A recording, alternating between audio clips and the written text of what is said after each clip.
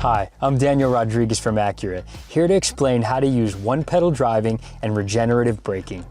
Regenerative braking helps slow your vehicle down by converting some of the energy from your vehicle's movement and sending it to your vehicle's battery, helping to charge it and extend your range.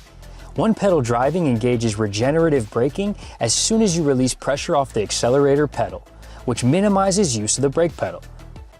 The ZDX has 2 levels of regenerative braking which can be selected from the color touchscreen. One-pedal driving can also be turned off. From the main menu, touch the pedal icon and press the Set Level link in the pop-up box to go to the full one-pedal driving selection screen. When turned on, one-pedal driving returns to the previously selected level. While using Regen on demand, you should also continue to use your brakes as needed to slow or stop the vehicle. Furthermore, the ZDX also features a Regen paddle, which allows you to engage regenerative braking manually.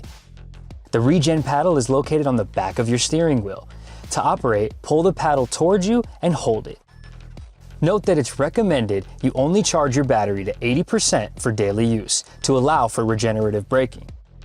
And when driving on slippery roads, turn off one-pedal driving to help minimize unintended wheel slip. For more information, please see your owner's manual.